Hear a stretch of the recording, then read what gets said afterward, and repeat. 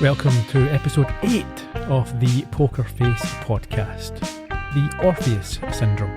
God, and this is a major relief because with the hair and everything, I thought maybe you were potentially some kind of a serial killer. Good evening, Gerry. How are things? Not too bad. What are your most serial killery traits? It would be the cream in the basket. Okay, and the sex dungeon? No, it's not a sex dungeon anymore. Gave that up. Not since the council refused planning permission. It's very 80s. Yeah, it's always fun to joke about sex dungeons. Anyhow, how are you? Yeah, I'm great, yes. Nice to get off to a cheerful start. I think you might agree with me. I have this episode probably at the top of the 8 so far. Is that recency bias?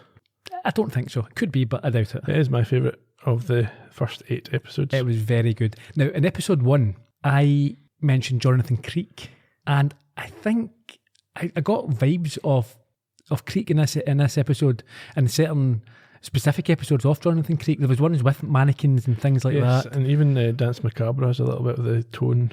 Very much so. I think that's it. I think the tone reminded me of it. Also, I have to say, there was a touch of Murder, Smoke and Shadows Columbo in this one. Absolutely. The murder was similar with old friends and accidents and one of the murders, accidents from the past on a movie set, etc. Yeah. And a cover-up of that. I think we've got quite a lot to talk about. I've got a feeling it might be a longer episode, certainly than last week. Shall I rattle off the socials, then we can get into it? I think you should. Okay, so you can find us on social media at Columbo Podcast, Twitter, Facebook, Instagram, Threads, wherever else you want to find us. And show notes are available at columbopodcast.com. You can get the episode on any podcast provider and on YouTube. And please leave ratings, reviews if you enjoy it. Before we begin, hats off, hat tip to whoever produced the score. I thought it was amazing, outstanding in this episode. It was very atmospheric. Certainly. Shall we begin with a summary? Let's crack on.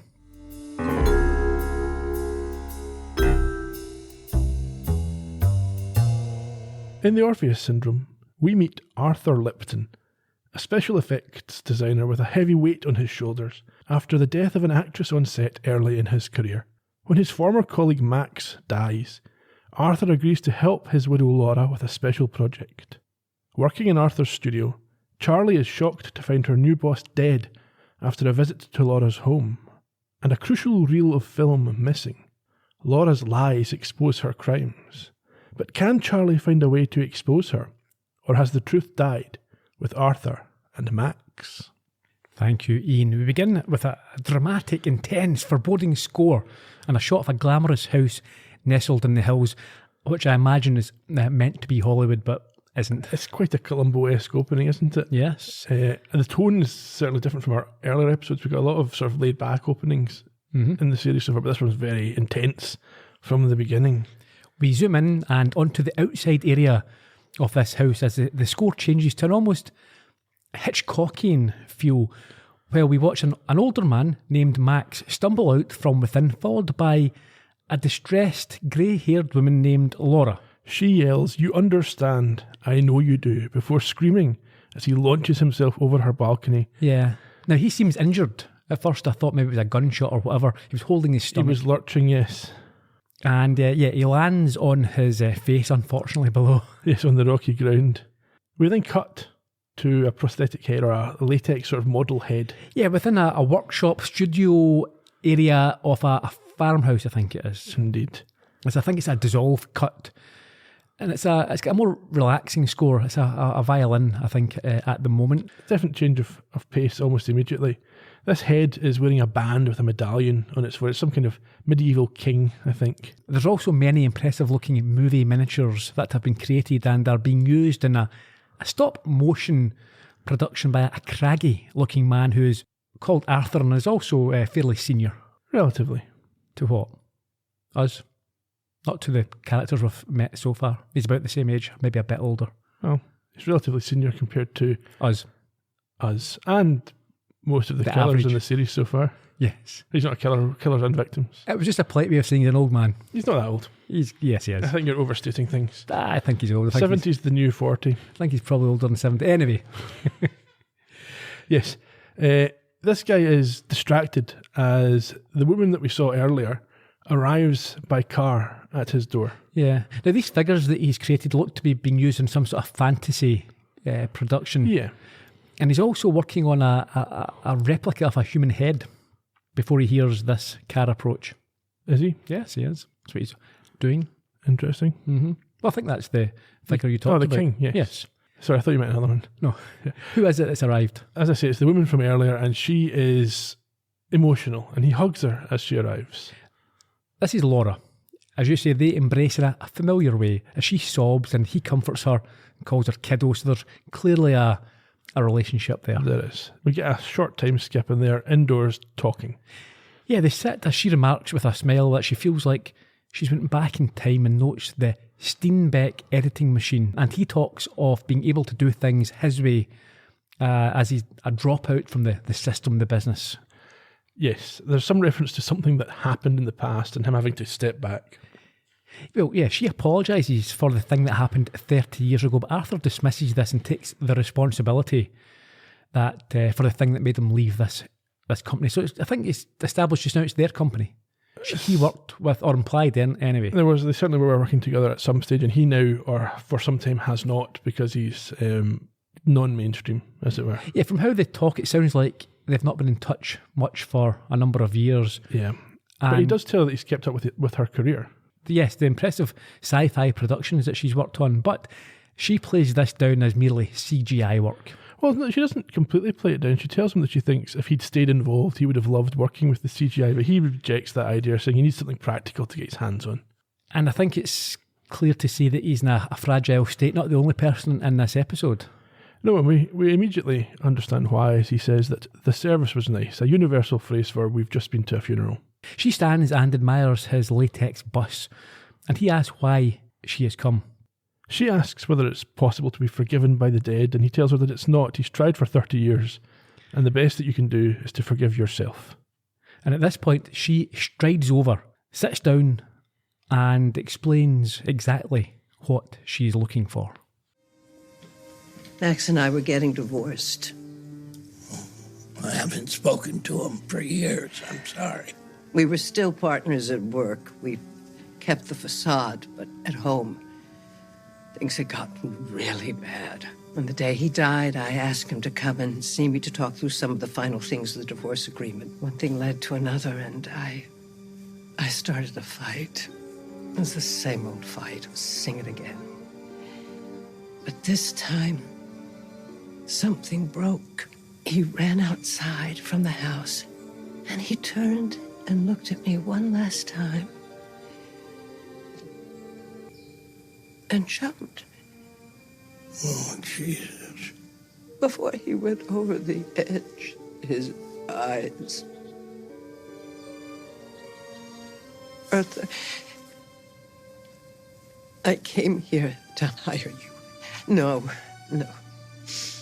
I came here to beg you. I need you to make me one of your maquettes of Max. I need to look into his eyes and beg the forgiveness of a ghost. And maybe he'll forgive me, and maybe he won't. Maybe I'm damned to follow him over that cliff. But I need to know.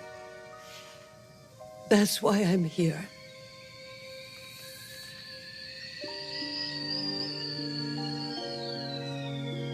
You can say it.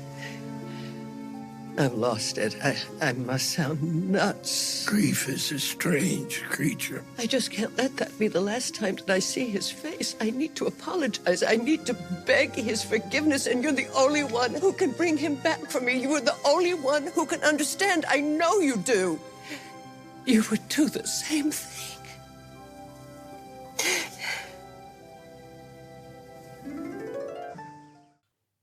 I like the inserts in this episode. So we're now told it's back at Laura's house 2 weeks later. Yes. Time skips around a wee bit. We'll try and keep on top of that as we go along. as you say, back at Laura's house, and she's out on the balcony enjoying the breeze when the doorbell rings. There's a more contented look about her. She's more at peace, I think, or she's happy with how things are going. I might have some issues with this later on, but she does seem completely unstressed. Okay. She receives a large flight case, which she opens to reveal the newly created and almost uncanny Valley-esque maquette of her deceased husband. It's so creepy. It's very creepy. It's brilliant. And with tears in her eyes, she apologises to him before we have an unsettling cut, and we now see her talking to him across the table on the day he died. Yeah, we're now back at the day the episode began. He is chastising her for doing something 40 years ago. Although I thought earlier they said 30 years. Maybe I'm mistaken. But So 40 years ago was when the company started, and I'm sure 30 years ago, roughly, is when the accident happened. Right, okay. Well, they say 89 for the accident, so it'll be 34 years ago. Right, okay. In any case, she assures him if she could change what she'd done, she would, and pleads with him to forget what he saw. Indeed. Does he? No, he says he's going to take the footage to the police, and he just came here to give her the... Okay. Yeah, this is schoolboy rookie mistake number one. Going to someone who you have got incriminating evidence on and saying, I've not been to the police yet, but I'm going to. Well, she does say, has anyone else seen this? He's like, no, just me. If you kill me, you're fine. Yep. She's agitated and is interrupted by the kettle whistling, which she goes to pour, and I think there's a very nice reflection shot here. Yeah. When she returns, she gives Max a drink, which he sips, and that's schoolboy error number 2. He recommends that she tells Arthur before this comes out publicly. Yeah, she nods her head and then sighs as she agrees that he is right and that a weight has now been lifted from her shoulders, and thanks him. But suddenly he begins to act strangely. His hands go numb. And she informs him that he's been fatally poisoned and there's nothing he can do about it. I mean, it won't be painful, but the end is nigh. Just accept it. So in terror, he calls her insane and then makes a third error by telling her that the footage is locked in his drive, his computer drive, and she can't get it. I mean, he deserves to be killed for all this. Yeah. However, she tells him this isn't a problem. She has all of his passwords. She's going to delete the file and burn the original film. And at this point, he gets up and he walks outside, where we now get a new perspective on the opening scene and his death, this time with him telling her to look in his eyes and remember it. But she's just before that, she tells him that she can't let him take everything away from her that she's worked for. Yeah. Now, the score changes from the original opening that we saw, and I was very pleased with myself here. I've noted, watching it the first time, it's now more Cape Fear than Hitchcock, and I hadn't put 2 and 2 together at this point, but obviously there's a clear connection. Cape Fear connection later on. I had a problem with this scene because the stunt guy doesn't look anything like Tim Russ. Did you pause it and look closely? I paused it because I saw he didn't look anything like Tim Russ. Right, the first time I was like, that's a different height of person altogether. Tim Russ has been doing that himself. Different build. Anyway, yes. We head back inside with Laura after this death. So she watches him go over the balcony, looks over, then heads back inside to play on her computer. She takes a breath to compose herself and then tries to log into Max's business account at LAM, which is their company, which obviously is Laura, Arthur, Max, yes, on his laptop. But there's a problem. Yeah, it needs facial recognition. It's It needs what? It needs facial recognition. It's two-factor authentication. She runs back out and sighs shit as it is confirmed that his face has been smashed up. I guess that's what he was trying to do, is smash his face so she couldn't get into his file. Do you think? Yeah, he's jumped over there so his face gets smashed up. I think that's implied. Yeah, okay, sure. No. Because you wouldn't necessarily land face first unless you were trying to. True. Back to the present day. Yeah, 2 weeks later. We've got this, well, yeah, just around about that. It says that 2 weeks later. Does it? Yeah. How can it be 2 weeks later? Oh, I don't know. Don't question it. Pay no attention to the man behind it. Anyhow, she uses the maquette to successfully log in to the Face ID requirement on the laptop. She gains access and searches for the Dragonfish file, Dragonfish being the production. And as she does, she calls someone called Raoul at LAM and tells him to find and send over the original film. And as she does so, she deletes the digital copy. I should say it's not the Dragonfish film, it's the behind-the-scenes footage on the Dragonfish shoot. Right. So it's not the movie. Sure. It's some kind of documentary film that was being made. And with a smirk, she winks at the bust. That was, again, Jonathan Creek moment, including the score at the time as well there. Yeah. We then get Charlie's introduction, which is relatively early this week. It is early, yeah, and it was nice. She's at working in a barber shop, not as a stylist, just sort of mopping up and doing errands. Yeah, she's struggling though. There's so much lying going on. She can't cope. She's developed a twitch. Well, I love this shot. So we sort of pan across all the different patrons having their haircut, and it's the usual. They're partaking in this the ubiquitous, banal small talk that happens that nobody wants to do. No. Okay, well, I'll tell you an embarrassing thing that happened to me about 10 years ago. I used to go to the same hairdressers salon, and the usual would be the same. So, any plans, or what did you get up to? I used to say this. I was married with a kid, but I wasn't going out. I'd done nothing. So it used to be a quiet one. Yeah, and I get bored and embarrassed saying the same thing. Came up with things. So I said that. What would you do then? I said, I went out to this club. Yeah. That I'd been to, before. It turns out I'd been to it maybe 5 years ago, and it didn't exist anymore. And the thing was, like Charlie says, it was lies for nothing other than I was embarrassed and bored, or just getting bored with the same. Nothing much. Usual. Just sitting and watching the TV with the wife and the kid at the time. Yeah. So I just invented a few things just to make the conversation different. It made yourself look so silly. She says, that's been shut down for what, that one? Yeah, it was great. That was closed down 2 years ago. Man, she called you on it as well. Yeah. That's perfect. Anyway. I just made that up. No, I think, I must have been a different. I think we both just moved on with the conversation. This is why I go to a barber who doesn't speak English. Oh, okay. That's why you've got that haircut. Probably. Anyhow.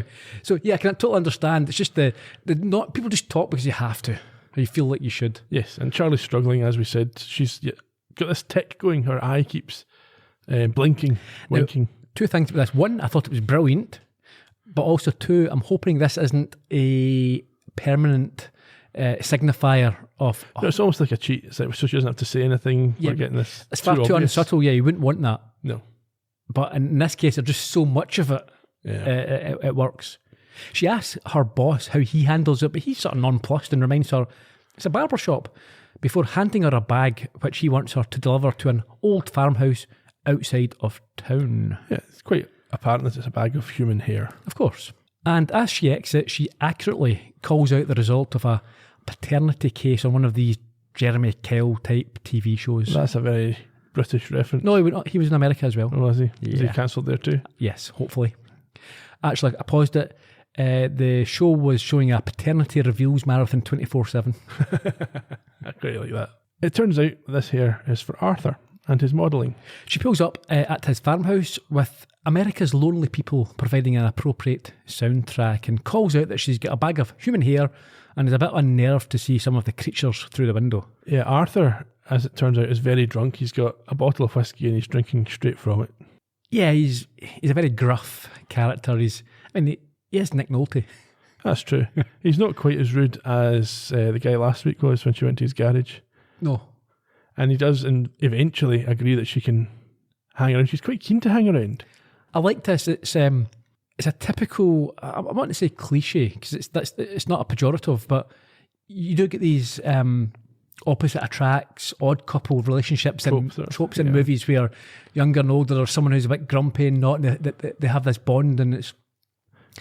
you could believe this. He sits down in his rocking chair outside and he's drinking a bottle of whiskey, and yeah, she chats away. And I think even though he wants to be on his own, there must still be some longing for a bit of human interaction. Yeah. I think from her point of view, it begins with a curiosity about what he does and it develops into a curiosity about him. Yeah, she says straight away, like, I've seen the hair and the monsters, etc., and my interest is piqued. And as he clasps a bottle with his hands, you can see they're shaking. Yep. So whether or not that's, some sort of illness, or whether it's...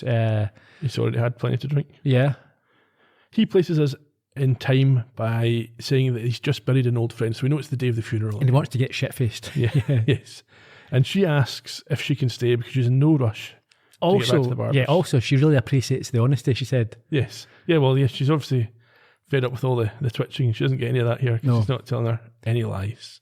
So she offers to help him grieve with company, and he is happy to do this, passes her his bottle of straight whiskey, which she swallows with a stinging shudder. A wee bit later, the two of them are a good few drinks deep and they head inside. And it's clear that they're enjoying each other's company. Yes, Charlie's really impressed. She calls Arthur a cool dude. And then she made a mistake with this a couple of episodes ago, which she thought some people were quite cool and they turned out not to be. Yes. But also, this is the first time she's got a very distinctive, natural laugh. We've not heard that before. Maybe it's just a drunken laugh, but it's still... Well, inhibitions loosened. She of course, gets to be herself, I guess. She's not got her defences up so much. Yeah, and after remarking that he's a cool dude, she admits that she thought maybe he was a serial killer. As we heard, but he says quite sensibly that if he was a serial killer, why would he need somebody else's hair? Yeah, but she then says, yeah, but maybe you're a killer of bald people. It's very specific. Listen, serial killers are. I'm not aware of any people who only kill the bald. Because they're very good. The fact that you're not aware of them means they haven't been caught. I don't need to worry about them, so it's not a problem. Anyhow, he offers to call her a cab, but she can't leave because her car's outside. Yeah, she says she was sleeping in her car. But he says there's a crib in the farmhouse, so she can take that. She accepts and then gazes at his creations and wonders what his head must be like inside to come up with all this horror. Yeah, she's impressed with his imagination and suggests quite tentatively that might he need an assistant. A cheap assistant who will work for cash. And will only work for cash. Yeah. And so with dramatic music he agrees and welcomes her to the House of Horrors. She does hesitate for a second at that reference before nodding, and we jump ahead. I think the next day. No, it says about later. That's what I'm saying. I like this episode. It said about a week later. Yeah. I missed that bit, yeah. You missed one. It says 2 weeks later. I'm wondering if later. You weren't looking at it. Sky messed it up. No. Taking notes. No. I saw the first one. Okay. Said 2 weeks later, and I made a note. Yeah, probably Sky that messed up, not you. Yeah, that's I don't think most it was me. likely. No. Sky are known for their incompetence. So about a week later, Arthur is working on the Steenbeck as Charlie potters around and looks at the bust of a Medusa-like head which he's been using on his current project. She's curious about this and asks what it's going to be. What is it? The Orpheus Syndrome. It's a non-narrative. Okay. She seems unsure what this is and offers him some of the jelly toast, only to be told what. She's told it's fake blood, but she's unperturbed by this and calls it arterialicious. I like that. He tells her it's more expensive than real blood. Yeah. She takes another bite, but drips a bit onto the head. And so I think we've seen that the first time when Laura arrived. We saw the drip. Yeah, which we assumed would have been blood, but no. It is blood. Oh, yeah, it is blood, yeah. Not Jack. Right enough. But yes, this is when Laura arrives, so we're now aligned with the earlier part of the story. Yes, but this time we see that Charlie is listening from the shadows and her twitch returns when Laura tells him apparently why she's there. Yeah, we now know that she's manipulating Arthur on this occasion. I think Charlie was hiding behind an Abraham Lincoln. Yeah. Anyway, when we hear the kettle, which is a recurring sound in this episode, when we hear the kettle, she goes off to deal with that. And I'm not sure if Laura sees her or just gets the impression that somebody's there. Yeah. But she certainly looks over. Outside on the porch, later, Charlie smokes a cigar and tells Arthur that she can tell that Laura was lying. However, he's a bit more philosophical. Yeah, he says he doesn't know what lies mean when you're that deep in grief. And she's his friend, he's going to help her, and he's going to need Charlie full time for a few weeks. And so, as they prepare a block of clay to begin, Charlie finds out about the history of him and Laura and Max and why he stopped working with them. It was my fault. It was supposed to be my big debut as a director, creature feature, Black Lagoon style. And we had a terrific young actress, Lily Alburn. She died on the set. And it all died that day. Christ, Arthur. It was an accident.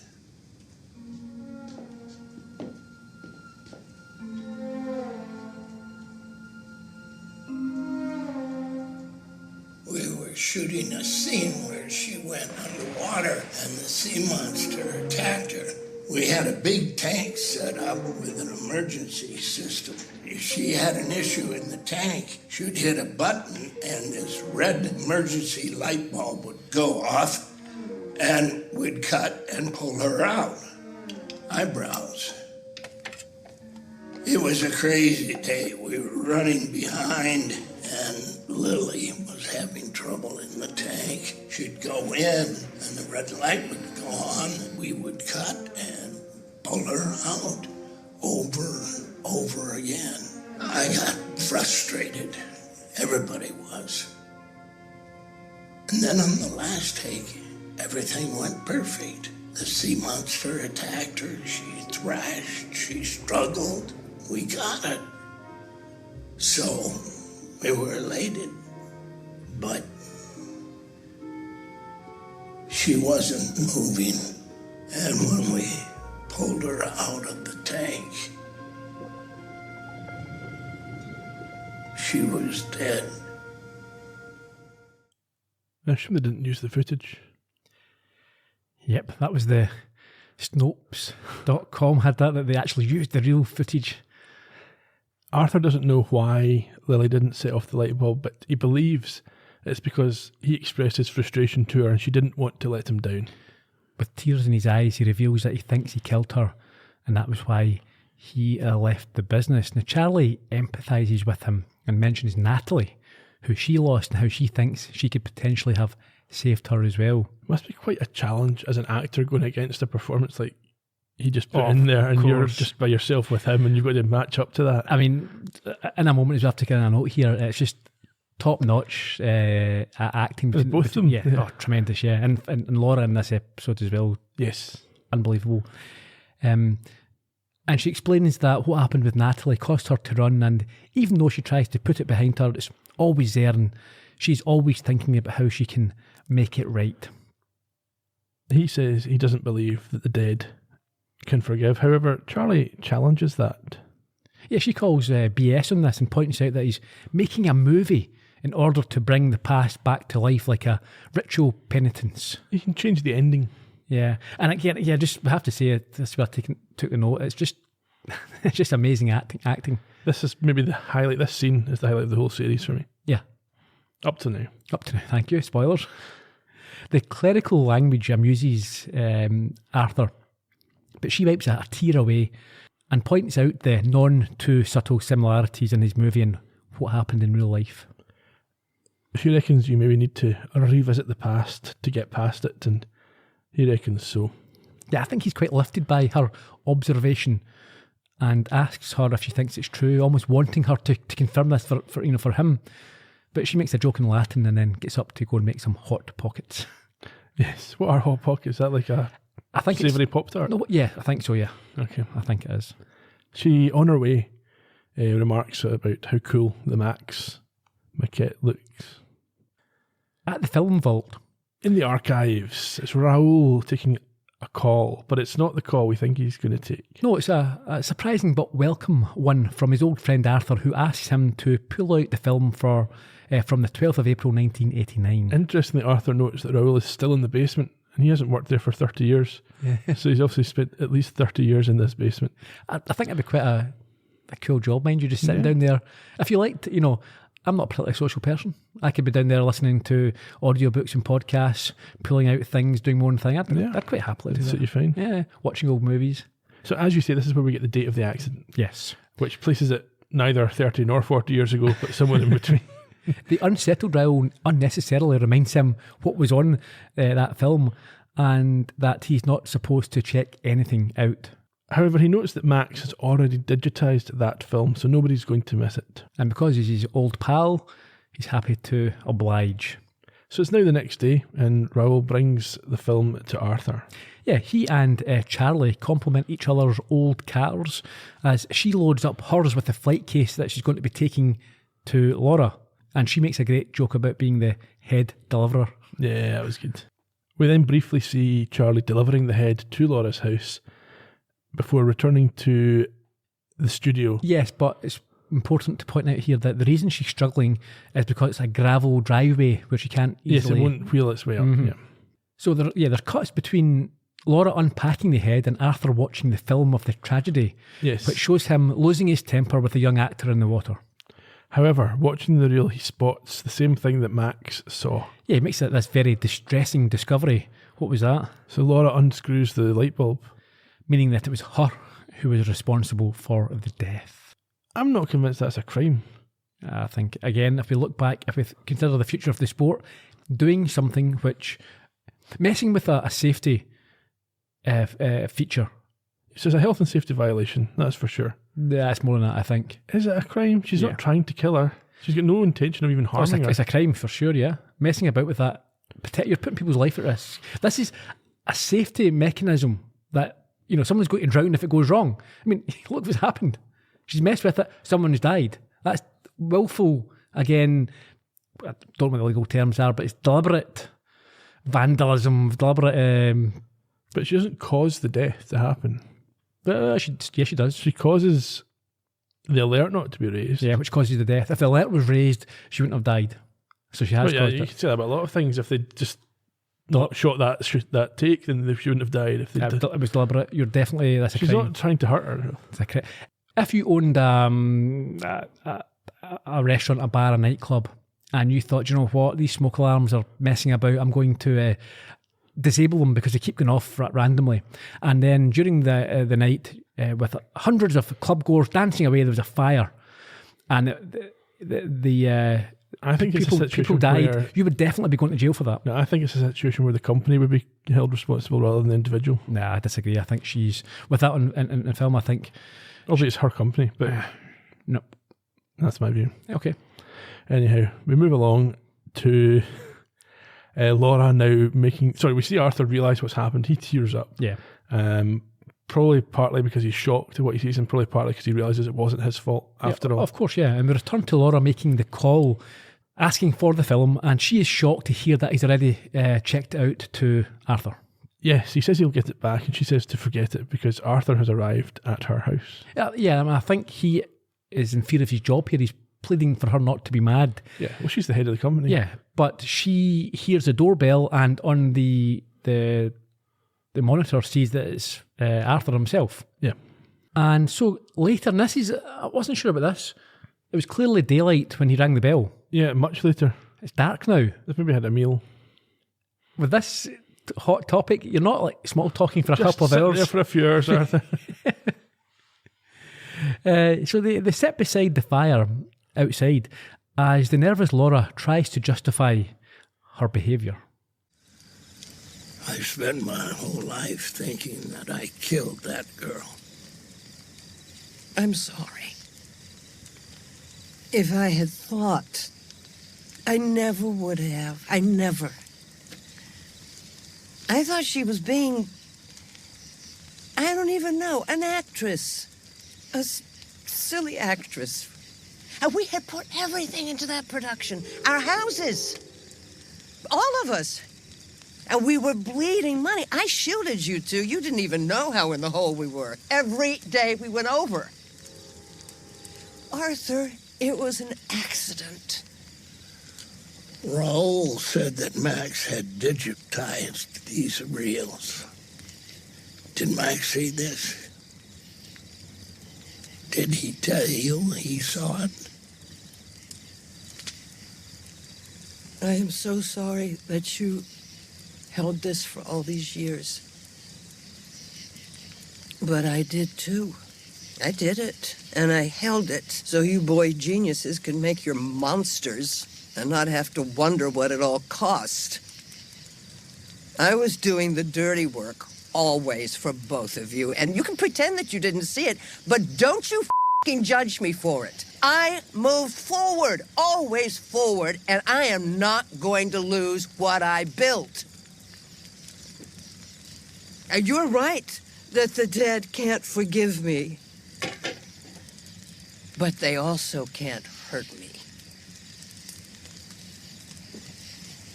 Laura, let me ask you this. Did you have anything to do with Max's death? He jumped right in front of me, like he wanted to punish me. My hand to God.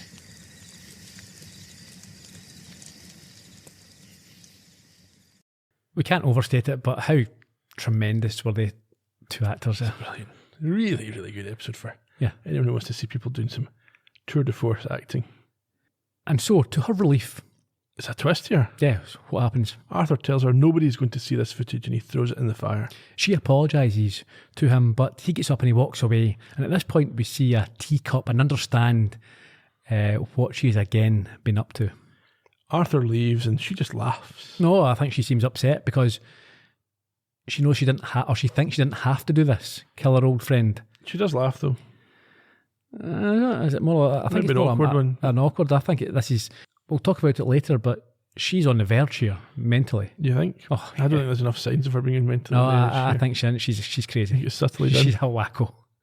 Anyhow, we see Arthur driving home, struggling to stay awake and eventually passing out. Back at Laura's house. This bit I didn't really understand. No, I don't get this. I must admit, right? So she discovers with horror that Arthur has in fact deceived her, and the film was not actually. I wasn't sure. It wasn't burning. So I'm thinking, what is this? A fake latex film? No, it's the real film. He just spliced out the relevant section. How I would don't know she why know? it doesn't burn. Yeah, it doesn't burn. And what gives her the thought to look at? I didn't get it. I think she held this up. That should, if you hold a lighter to a piece of film, you'd imagine that would just like melt straight away. She picks this up and it seems solid. So I thought, well, firstly it looks like a fake film, but then I thought, well, why would he would therefore know that she would discover that in the embers? Yeah, so I was guessing maybe when you splice a film, you treat it with something that's not flammable. Yeah, but That was my guess, but I don't know that for okay. But here's the thing: if I was doing that, I would just pick some other random film. She wouldn't know. I would throw that in the fire. Yeah. Yeah, no, it's strange, isn't it? Yeah. And why has he done it that way? Is he trying to just hold it back for insurance in case he ever needs it? I'm not sure. Yeah, this bit did confuse me, I must admit. So it's like he's protecting himself, but then still drinks the tea that she gives him. And I don't know. In any case, back at his farmhouse, even though he was falling asleep at the wheel, he somehow managed to get home and is found lying on his back unconscious by Charlie, who calls the police but doesn't give her name and heads off after noticing something in his tyres. Yeah, white chips. Yeah, she's obviously not going to hang around for the police to show up. No. She's a wanted person. Laura is on the phone, now in a happy mood, having discovered that Arthur has died, and remarking that she's just glad he never suffered. He had a bad heart, and the purpose of the call is to explain to whoever she's talking to that LAM funded all his work and she wants to pick up all his stuff. She's not going to wait to see if that's actually the legal position. And obviously not. That very night, it's the 40th anniversary of the startup, the creation of the company. Yeah, so they're having an event at the studio headquarters. So she wants some pieces of Arthur's to put up a special display, a memorial, a tribute. Yes. However, she is disturbed to look out of her window and see a cigar-smoking Charlie on bended knee studying the gravel. This entire scene from this first shot is the most Columbo we've seen so far. It's brilliant. You could just have swapped out The two characters. Yeah. The way she's bending down and looking at things. That's happened so many times that a killer has looked out and saw Columbo sniffing about doing something, wonder, what's he after? Yeah. It was brilliant. So we're now outside. Yeah, Laura comes out and asks Charlie if she needs any help. She introduces herself as the assistant who dropped off the head, and Laura remembers, but coldly asks what she wants. And so with a G, Charlie admits that she's not really sure again. It's Uzi's Peter Falk here. Yeah, she says that Arthur's death was weird to her. He never left the house, but she's pretty sure that on the day he died, he came here to see Laura. She then sort of bumbles an apology for intruding, but her attitude changes and she's invited inside. Yeah, that was a mistake by Laura. Arrogance. Yeah, well, again, that's the hallmark of the Columbo killer, isn't it? Yeah. Sitting down, Laura admits that he was there and sees it as an unexpected blessing that her old friend showed up out of the blue and that he wanted to talk about the past and Max. Charlie at this stage doesn't seem to feel that she's not suspicious of Laura. No, there's no reason, I suppose, to think that. And with her being more open and engaging, Charlie decides to delve a little deeper. She wants to know whether Arthur was able to reconcile his guilt before he died and achieve peace. She's unsure how to answer this, but is confident that he was able to stop blaming himself for the death. And Charlie is relieved to know that this is true. Yeah. Very lucky for Laura. Yeah, but why would Laura be able to say that with such certainty? What does she think's been said that's led Arthur to that Yeah, conclusion? there is only one way you can be certain is if someone else told you it was there. Yeah. Oh, yeah, okay. However, like many killers before, Laura is unable to stop when she is ahead. Does that help you? Oh, yeah. That's wow. That's, albatross. Over here, thank you. Thanks. And look, I'm sorry to show up and bother you. No, it feels good to give someone else some comfort.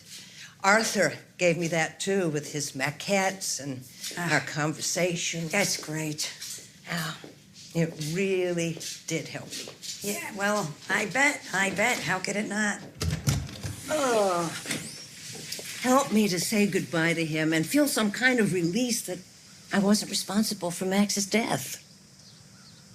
I thank you so much for coming by. It's really great to meet you. Take care, Charlie.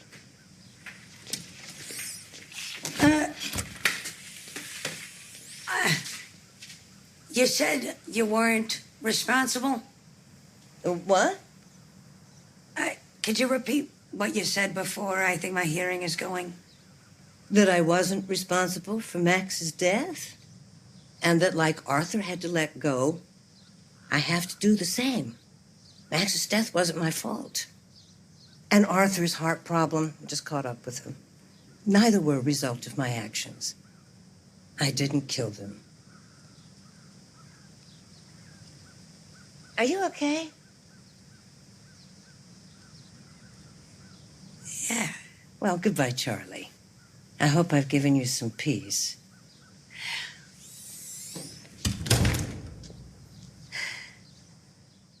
Okay, a couple of things about that there. That was effectively a one more thing. It was it was implied. Let's make this the last Columbo reference for this podcast. Listen, if the show keeps doing it, we'll keep picking up on it. I do have not as much as an issue or a problem, but that big list of lies, that was very on the nose, and I'm not sure how natural it came across. It was, definitely did not kill Max. I had nothing.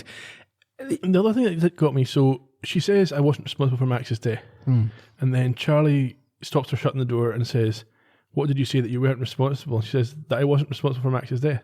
That shouldn't register as a lie because she's just answering the question, what did you say? Yeah. And that is what she said. Yeah. But then she goes on. Yeah, but Charlie winks at it. Yeah, sure. Yeah. Okay. And before we leave there, we should note that Charlie seems genuinely taken aback by this revelation. Of course. We're back at the farmhouse where an agitated Charlie tells Raoul that Laura basically told her she killed him. But not like in a tampon commercial. This is the real thing. Well, no, it's the lying thing that's not like in a tampon commercial. Yeah, because yes, she's telling Raoul about her ability, works, and he thinks he suggests women's intuition. No. He then explains about the reel of film, and Charlie rejects the possibility that this was a coincidence and works through the timeline. Yeah, she obviously understands what's going on in quick fashion and brilliantly summarises the actions of the pair relating to the film and why it is therefore central to the whole thing. And Raoul puts the final piece in place by confirming that the reels show the day of Lily's death. So they sit at the laptop, and after Raoul logs in with his face, they are disappointed to find that the files are looking for are missing. What I want to know is, if Raoul needs face recognition to log in and Max needs face recognition to log in, how does Laura not know that you need face recognition to log in? Is she just not set up two-factor authentication on her account? Yeah, potentially, yeah. Okay. At this point, Charlie works out what Laura needed the maquette for. However, just then, a vehicle is heard outside and they rush off to hide. And they watch as Laura enters and directs the removal people to take everything, but to bag up all the loose films separately, which she will personally deal with. She catches a glimpse of somebody and tells whoever's there to come out. I've got here that she became a cross between the child catcher and the Wicked Witch at this point. It was like, yeah, she smells the hot pockets of someone hiding and invites them to show their face. Raoul signals to Charlie that he will take the fall here, and he comes out and starts questioning Laura about the missing film. Yeah, he holds up the empty container. Laura admits that Arthur was there last night and burned the film, to which the still concealed Charlie agrees is true, but calls BS when she claims it was destroyed. It was all destroyed. Yes. At this point, Laura realises that she's answering questions from the guy in the basement and tells Raoul to F off back to his archive. Yeah. And then snaps everyone else to hurry up as Charlie wonders what she's looking for. But then she realises Arthur has spliced the incriminating evidence out, and just then she sees that it's been hidden in the hair of the Medusa. Well, she assumes it's the... But she can see film, so yeah. However, there's a problem because it's already being wheeled out of the farmhouse. Back at Laura's house, she's on the phone again, ordering all of Arthur's maquettes to be on display in a room that night as a tribute to him at the LAM. She wants the evening to belong to Arthur and Max, but meanwhile she's burning all the loose film. Merrily burning them, yes. This film burns, obviously. So we find ourselves at this very impressive headquarters. Yes, someone swipes their way in and we see all these maquettes and things being removed from the van and realise that Charlie has hidden her way in amongst them. It's brilliant, isn't it? She's wearing a horse head and a black costume. Yeah, which causes her to mutter, F my life, before she takes her chance to trot free when no one's looking. Meanwhile, down in the basement, Laura shows up with security to fire Raoul. She takes great pleasure in this. She says that removing or checking out the archives is against company policy, therefore... Do you think she's taking pleasure? I think she is, Raoul yes. comments on the fact she's not even making eye contact with him. Yeah, I still think she's taking pleasure. I'm not sure. No, I think she doesn't like the guy. Yeah. Anyway, he's worked there for the entire history of the company and now he is out.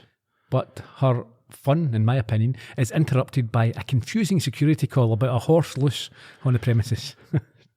We see Charlie entering the Arthur exhibit, the room they've set up for him, but the Medusa is not there.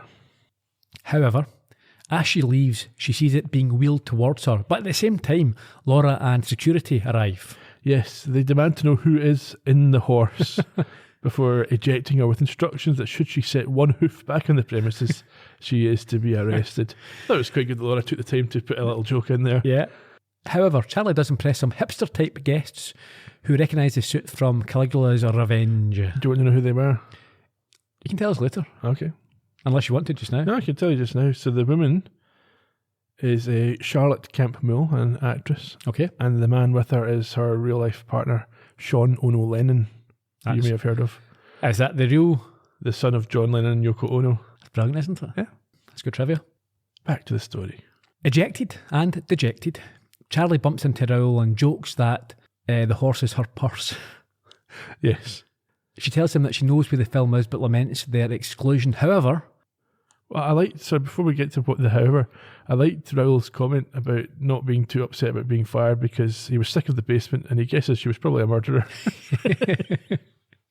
So the time was right. He gives Charlie his keycard, which they hope will not yet have been deactivated. Inside, Laura has begun proceedings by standing at the podium and talking about how she can't believe that Max and Arthur are not there with her. She is struggling.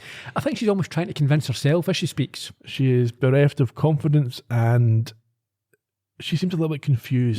Yeah, but she's trying to justify. She's saying that they would understand that what she did was for the best, etc. I think the whole event is overwhelming for her. She's not coping. Well, she seems to start having a breakdown as she thinks that Arthur is in the audience, first of all, watching her.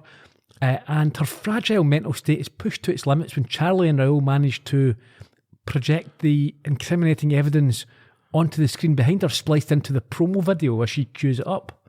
Yeah, because she's been making a reference in their speech to Lily's death, which everyone's like, why is she talking about that? Obviously. Yes. Saying that she thought that would end the company, but tonight they're putting the past behind them once and for all. It's not the most empathetic of addresses. No. So Laura, she steps off stage in some distress and towards the maquette of Max that she's noticed. So did I say earlier it was Arthur? I think she saw Arthur. She thought she saw Arthur. Yeah. But it was just a man who looked vaguely similar. Yes, but now the Max's head is there. Yeah, but she then returns to the stage as the film's rolling and sees this incriminating evidence being played and starts shouting for it to stop. As the audience gasp because they can see what's going on as well. It's interesting that they would all know exactly what is happening here. You wouldn't have a clue, would you? They would just think that's someone unscrewing a light bulb. The audience here will have no idea what any of this is, like that old footage. Yes, it's just her that would know. Yeah. But they all seem to react disgusted and shocked. Unless it's in sort of film lore, this accident. Maybe, that the red light wasn't activated. Yeah. Anyway, her trippy descent into madness peaks as she runs out and into the exhibit room where she is terrorised by Arthur's brilliant creations until she comes face to face again with the maquette. She imagines that Max is there and walking off in front of her.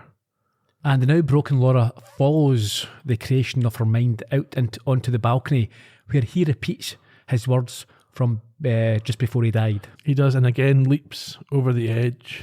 But on this occasion, she follows and also falls to her death. Charlie runs out with Raoul. Yeah. They look down and see Laura dead on the ground below, and the episode ends. So it was an open-ended, I suppose, ending which people may or may not like, but my reading is that, or how I would interpret it is that she's effectively been going steadily mad for 30 years because of the burden, because of the pressure of what she's done trying to live with this. And then the recent reignition of the events have pushed her over the edge, figuratively and mentally and literally. I suppose it's something that she maybe thought was behind her until Max brought it up again. And I think if you've done something like that, if you murdered someone in the past, or something that you could either feel guilt about and or face legal consequences. We saw that Arthur still was struggling with it. Yes. Thinking it was his fault. Sure, of course. It broke him as well. So if she's lived with this, and let's be clear, she didn't try to kill, she didn't like get her way to kill someone. So this has been an accident that she's caused, and the pressure. It's like, imagine if you knock someone down your car, you don't mean it, but maybe you've been driving, you've been speeding, and you to kill someone. Yeah. For the rest of your life, it would haunt you, yeah. And she's now killed two of her closest friends, and realised it didn't even. Well, she did need to kill Arthur, but she maybe thought for a while she didn't. But she didn't need to. Well, she felt that she needed to, and then she realised she didn't, and then she realised she did again. And it's maybe just built up, and then the fact that this event is happening. But my problem is that she didn't seem out of control to me until she got on that stage. Well, there's different. I don't think she seemed out of control, but I think she was. Like I say, she was clearly psychotic. What she was doing. Yeah, but she seemed like collected and in control. Very of everything. cold. She was cold, detached. Yeah, and then suddenly she's overwhelmed. I think it all just came to a head on this anniversary. Everything, it was all brought back. I didn't see that there was any indication that was going to happen, which makes it harder to understand. Yeah, but I mean, how would you do that? And you can't show. She just has a break, an immediate break. I suppose. You could show a descent. Like there could be moments you could have had her. I think you did see moments where she was snapping and just how she was acting and talking to people, the pressure she was under, snapping at Raoul, firing Raoul, all that type of thing. Maybe. Okay, that's the end. So, any questions? I've got some questions. Why did she have poison in her house? Yes. What? Yeah. I mean, how did she think she was going to get away with this? With the someone dying, there would be an autopsy. Again, she doesn't know Max is coming to confront her. So he comes and tells her that he's got this evidence, and she goes to the kitchen and makes up some poison. Good point. Yeah. Maybe she's always known this day would come, just like in Back to the Future Part 2. She's kept this jar in the back of her cupboard. I might need it one for day. 30 years. Yeah. Any thoughts? Any other thoughts? No, just as we said at the start, I think the performances in this episode were top notch, and you would expect so, considering the cast, but the writing, the direction, the score, everything came together, and it was just a wonderful episode. Yeah, it was really good. Do you want to launch into your trivia, or should we do some bits and pieces first? You choose. So the obvious inspiration for the episode is a guy called Phil Tippett, who's a well-loved and well-known special effects, practical effects artist, and it's a bit harsh that they kill off the guy that he inspired in the episode, but then you have to have that so that Charlie moves on, because she could have settled quite happily, I think. Of course. Tippett himself actually did help with a lot of the special effects in the episode. He made a lot of the models and all the stop motion stuff that we see at the end. They were very good. He produced that, you talked about the score already. Mm-hmm. You said it's Cape Feary. I thought Hitchcocky, Vertigo-y. Yeah. A good one that you told me when I said this earlier, you thought it was obvious. It wasn't obvious to me, but the some of the shots that we see of the maquette of Max are just the actor Tim Russ standing there, being very still. But I'm wondering if they also, did they use some sort of processing to create the stillness? So it wasn't, maybe he did freeze, but then they froze the camera as well, the shot. But there must have been a maquette as well. Maybe it wasn't as good as the one that we saw in the episode. LEM complex that we see at the end was shot at the IBM office complex in a place called Somers, Somers, New York State, near the Connecticut border. Mm-hmm. Well, that's the thing, isn't it? You mentioned, I think all of this is shot basically East Coast, because Laura's house, you assume, is in the Hollywood Hills or wherever, but it's not. It's in New York State somewhere. Yeah, I think after the first few episodes, everything was shot in the New York area, okay, more or less. This episode was first broadcast or made available on the 23rd of February 2023. Now, interestingly, it was directed by Natasha Lyonne herself. Oh, okay. She was born on the 4th of April 1979. She's an actor, producer, writer and director. She's a child star, with her breakthrough alongside Paul Rubin and Rubens and Pee-wee's Playhouse, if you remember. We've mentioned that already. We have, yeah. She was very good. These days, she is primarily known for Orange is the New Black, Russian Doll, but in the past, American Pie, or Glass Onion as well recently, Scary Movie 2, Weeds. She's been The Simpsons a few times. You must remember this podcast, not sure the connection there. Uncut Gems and the DC League of Super Pets. She formed her production company, Animal Pictures, which produces, or certainly co-produces, Poker Face with Maya Rudolph. Yeah. Which has also given us Russian Doll as well. Have you seen Russian Doll? I've not watched it yet, but I'm now on the list. Yeah. Previously, she'd well-publicised substance and health issues, which she has fortunately and obviously overcome. But it did make it necessary for her to undergo open heart surgery. Oh dear. Because of this as well, because of that sort of lifestyle back in the day, there were some legal issues. On one occasion, she was apparently, now this is what they say, she was arrested for driving under the influence, and supposedly quipped to the arresting police officer, "I'm a movie star, can I speak to my entertainment lawyer?"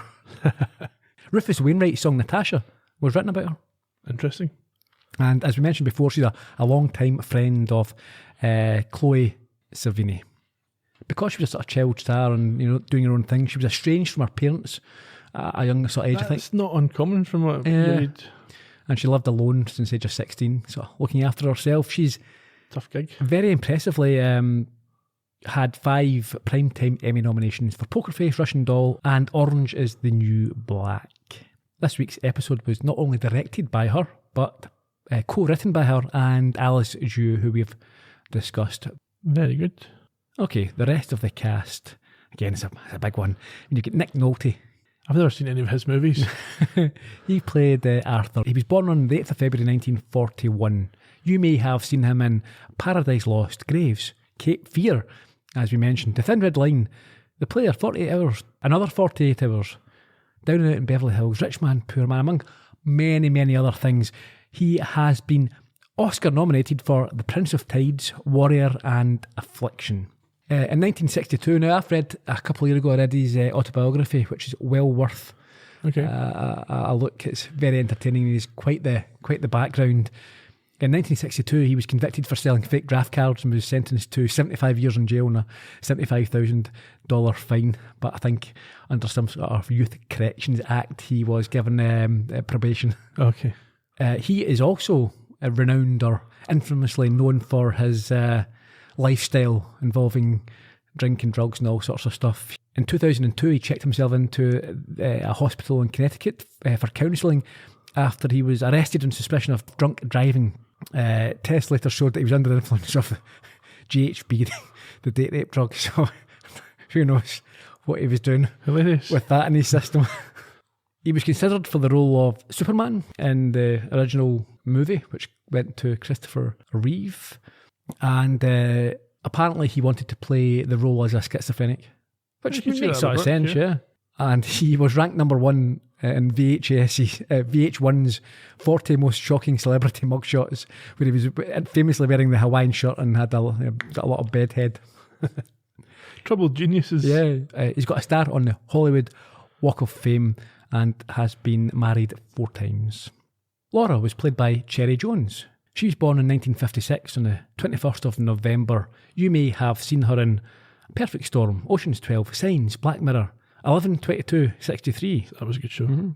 Awake, Erin Brockovich. And I've saw more sort of obscure, but Murder in a Small Town and The Lady in Question, which was a Gene Wilder vehicle. She had a good run as the president on 24. Well, I'll get to that, yes. She was also in The House Sitter, House Sitter by Steve Martin, Goldie Hawn, that's a good one actually, and Spencer for Hire. I've mentioned that a few times in the past. She's a 3-time Primetime Emmy winner for 24, The Handmaid's Tale, and recently Succession, which is on my list as well. Apparently it's very good, I've not seen it. She's married to actor and director Sophie Huber and is an advocate for gay rights, and made theatre history at the Tony Awards when she thanked her partner after accepting the Best Actress. She was the first to do that. I think that was her first of 2 Tony wins. You obviously recognise Max, who was played by Tim Russ. He was born on the 22nd of June, 56, an actor and director. Okay, so here we go. He has been in so many Star Trek things. We've got Voyager, Of Gods and Men, Generations, Picard, Renegades, Phase 2, Online, The Tour, Elite Force, Deep Space Nine, and The Next Generation. Some of those are fan rubbish, but Right. a lot of them are good. Well, apparently he's the only actor to have shared scenes with 8 Star Trek captains in addition for the role of Geordi LaForge. Did you say he was in Picard? Yes. Yeah. Because that was quite recent. Also, he's been in Samantha Who, Spaceballs, Death Wish 4, quite like that one actually, The Fresh Prince, Hannah Montana, Arrested Development, Symbionic Titan, Supergirl, and iCarly. Quite the resume there. Indeed. You'll also be aware of Raoul, played by Luis Guzman. I saw him in Wednesday recently. Oh, yes. Born in Puerto Rico in 1956 on the 28th of August, he has been in Boogie Nights, Punch, Drunk Love, Traffic, Justified City Primeval, which I recently watched. It's pretty decent. Wednesday, as you say, Shameless, Perpetual Grace Limited, Code Black, Narcos, Anger Management, Community, and also I Kicked Luis Guzman in the Face. Previously, he was a social worker and is often cast by Steven Soderbergh and Paul Thomas Anderson. That's good people to be cast by. Yes. So, trivia that you haven't already mentioned. I assume that LAM was a nod to ILM. Okay. Although it's also their initials. Yes, but I think the probably character names That's were... why they've got the names. Okay, that makes sense, yeah. ILM being Industrial Light and Magic, the special effects company founded by George Lucas and now owned by Disney. And in Greek mythology, Orpheus was a bard, a musician and a prophet who accompanied Jason and the Argonauts looking for the golden fleece. I don't think anyone other than Laura committed a crime this week, as far as I can tell. The motive? Yes. Self-preservation? Well, for protecting our company, our assets and everything else, but yeah. Clues, we've got Charlie hearing Laura lie to Arthur about why she wanted the maquette, the gravel from Laura's house and Arthur's tyres, Laura essentially telling Charlie that she killed them both, and Laura and Arthur trying to get the same archived footage. And then you've got the archive footage. The footage, the film of her doing The it. film of her doing it, yeah. Yeah. Well, that's not the one that she Well, so I've actually got that as the gotcha. Well, that's the gotcha for Lily. It's not the gotcha for Max and Arthur, is it? Lily? Oh, yes, for killing Lily. Yeah. Yes. No, well, she's dead, so it's not applicable. Okay. Isn't it gotcha? Doesn't really, yeah, they don't really get her for those. No. And in fact, she didn't kill Max, he killed himself, as we discussed. No, she tried to kill him, but, No, he was dying anyway. but he didn't die from what she did. There you go. That's one of these things, isn't it? No, it's not. You still be found guilty of murder. Would you? Yes. Well, you didn't cause him to Yes. die. Yeah, she did. He caused himself to die. No. Okay. Product placement, not much this week. I think Laura's car was a Tesla that she drove up. Yes. I also noticed the GMC car badge that Arthur was Yeah. driving. Raoul had his Toyota. The Honda, yes. And also the Steenbeck machine was referenced a few times, which I think's a bit hipsterish now. It's obviously everything digital these days, but Sure. you can, That's why they made the reference. I yeah, think, the company still exists and you can still use it. I think maybe some people still do if you're right into your old, Tarantino maybe using film or whatever. Yeah. There we go. Anything else? No, that's us for this week. What have we got next week? Next week's episode is called Escape from Ship Mountain, Oh, yes. where we find Charlie stranded in a creepy motel. Sounds like your sort of thing, right? It certainly does. Can't wait. So until then, Cheerio. bye-bye.